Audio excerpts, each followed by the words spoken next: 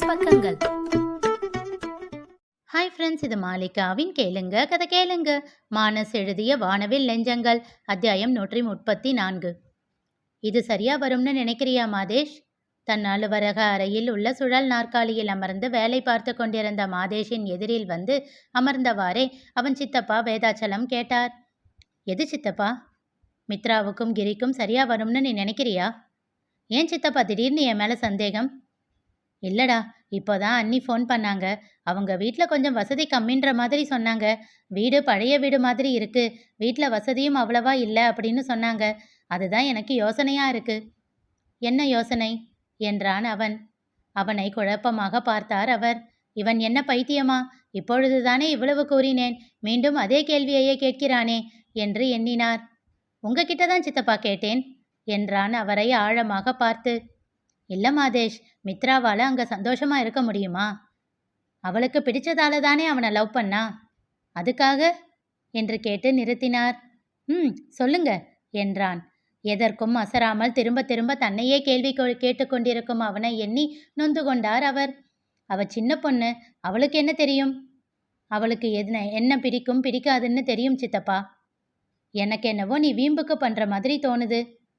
ஏன் அப்படி தோணுது என்று மீண்டும் கேள்வி கேட்டவனை வெட்டவா குத்தவா என்ற ரீதியில் பார்த்து கொண்டிருந்தார். சித்தப்பா, நான் கேள்வி கேட்டேன். டேய், நீ கேட்குற கேள்வியெல்லாம் பதில் சொல்கிற மாதிரியா இருக்கு? நீங்கள் கேட்குற கேள்வியும் எனக்கு அப்படிதான் சித்தப்பா இருக்கு என்று சொல்லிவிட்டு தன் வேலையை தொடர்ந்தான். அவருக்கு தெரியும், அவன் ஒன்று நினைத்தால் அதனை சாதிக்காமல் விடமாட்டான் என்று. ஆனால் இது அப்படி இல்லையே, மித்ராவின் வாழ்க்கை விஷயம். இதில் இப்படி பிடிவாதம் பிடிப்பது சரியா என்று யோசித்தார். கிரி நல்ல பையன்தான். காதலிக்கும் போது வாழ்க்கைக்கு தேவையான எதை பற்றியும் மனம் சிந்திக்காது. ஆனால் திருமணத்திற்கு அதுவே பிரச்சனையாக வந்து நின்றால் மித்ரா என்ன செய்வாள் என்ற கவலை அவருக்கு. சித்தப்பா, எதுக்கு இவ்வளவு யோசனை, இவ்வளவு பயம்? உங்களுக்கு என்னை பற்றி தெரியும் இல்லை? நான் ஒன்று நினச்சா அது கடைசி வரைக்கும் சரியாக நடக்கணும்னு தான் நினைப்பேன். தெரியும், ஆனாலும் என்று இழுத்தார். ஏதோ மித்ரா ஆசைப்பட்டா அப்படின்றதுக்காக 2 பேருக்கும் கல்யாணம் பண்ணி வச்சுட்டு அப்படியே விட்டுடுவேன்னு நீங்கள் நினச்சிங்களா?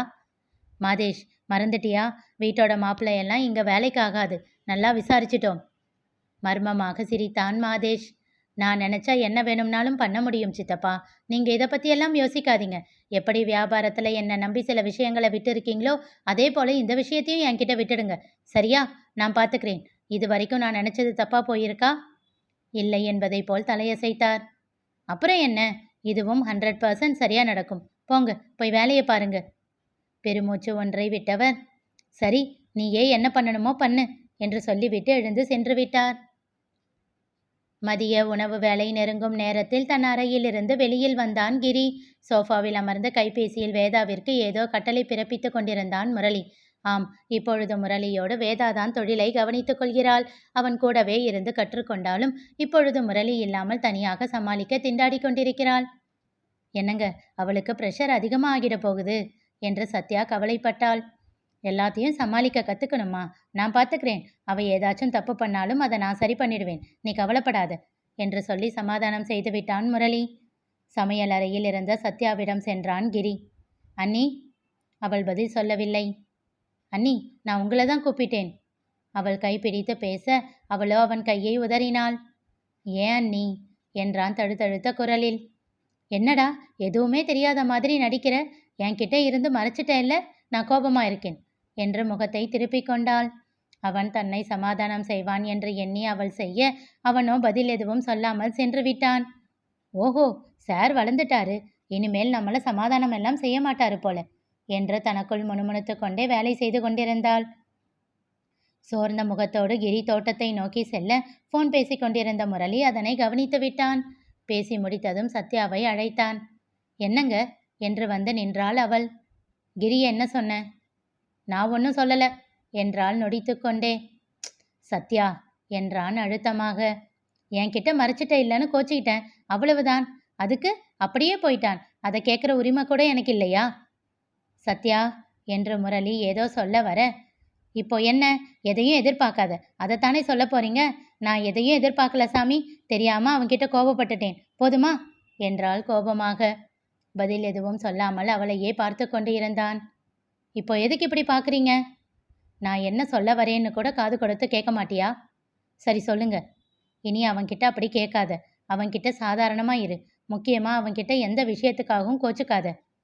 ஏதோ கேட்க வந்தவள் முரளியின் முகத்தில் தெரிந்த தீவிரம் கண்டு சரி என்று ஒப்புக்கொண்டாள்.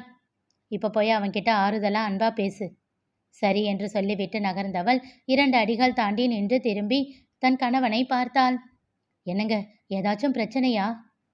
தன் கீழ் உதட்டை விரல் கொண்டு பிதுக்கி யோசித்தவாறே இருந்தவன் தெரியல என்றான். திகைத்தாள் சத்யா. என்னங்க? ஒண்ணுமில்லம்மா, நான் பார்த்துக்கிறேன். அவன்கிட்ட எதுவும் கேட்க வேண்டாம். சரிங்க, நான் பார்த்துக்கிறேன் என்று சொல்லிவிட்டு அவனை தேடிச் சென்றாள். எப்படியும் தன் கணவன் என்ன பிரச்சனையாக இருந்தாலும் அதனை சரி செய்து விடுவான் என்ற நம்பிக்கை இருந்தாலும் கிரியை எண்ணி வருத்தம் கொண்டாள். தோட்டத்தில் அவன் இல்லை. கிரி என்று அழைத்தாள். ஆ அண்ணி என்றான் மொட்டை மாடியில் இருந்து. வேகமாக அவனிடம் சென்றாள். இப்போ எதுக்குடா இந்த உச்சி வெயிலில் உட்கார்ந்திருக்க? மெல்லியதாக புன்னகைத்தான். நான் உட்கார்ந்திருக்கிற இடத்துல வெயில் இல்லையே அண்ணி. ஆமாண்டா, இங்க இல்லை. ஆனா காத்து சூடா அடிக்குமே, வெக்கையா இருக்கு பாரு. பரவாயில்ல அண்ணி. அவன் சொல்லும்போது அவன் முகத்தை ஆராய்ந்தாள் சத்யா. எதையோ மனதிற்குள் வைத்து மருகுகிறானோ என்று அவளுக்கு தோன்றியது. அவன் அருகில் சென்று அமர்ந்தாள். நீங்க ஏன் நீங்க கீழே போங்க, நான் கொஞ்ச நேரத்துல வரேன். பரவாயில்லடா, எனக்கு வேலை முடிஞ்சிருச்சு. சாப்பிட்றியா?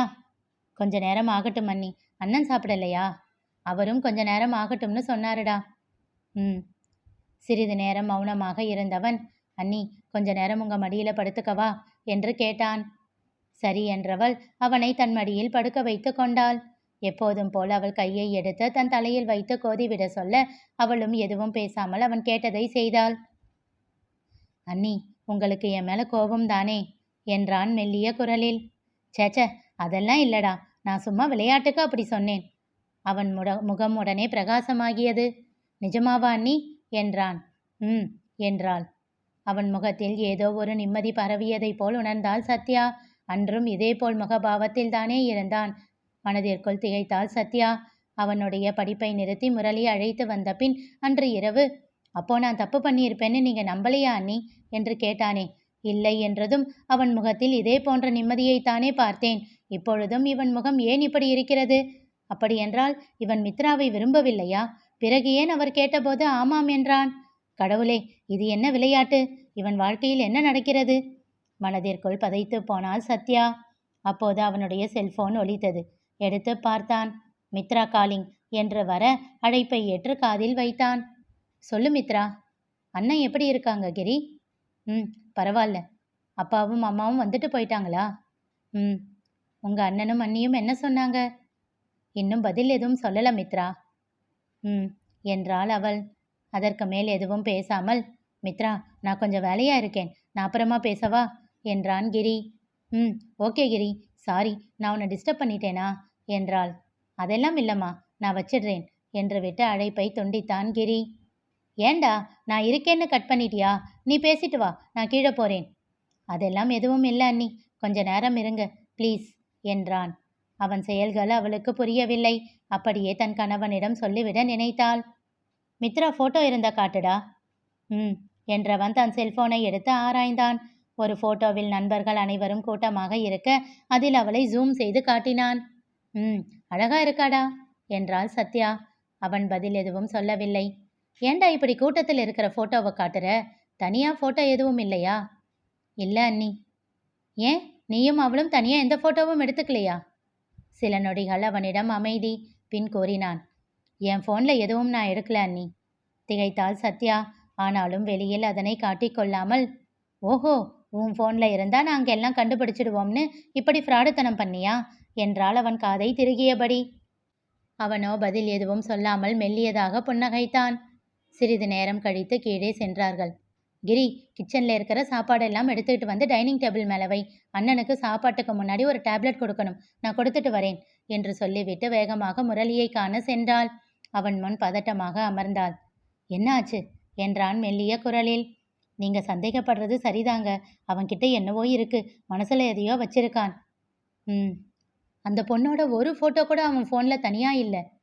அவளுக்கு தோன்றிய சந்தேகங்கள் அனைத்தையும் அவனிடம் கூறினாள்.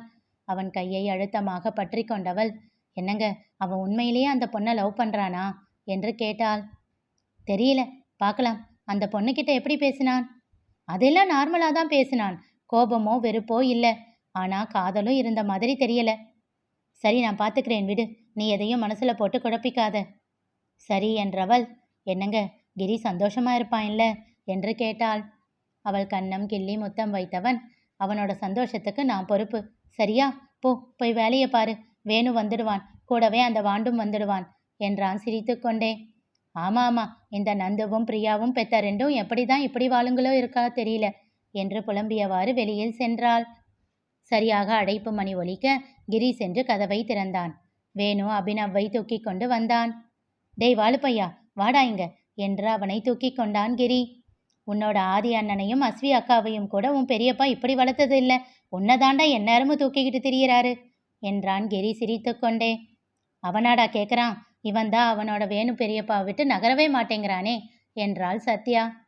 ஆமா, அவன் பெரியப்பா செல்லம் என்று சொல்லிக்கொண்டே வேணு அவன் கன்னம் கிள்ளி முத்தம் வைத்தான். மீண்டும் அவனிடம் தாவினான் அபினவ்.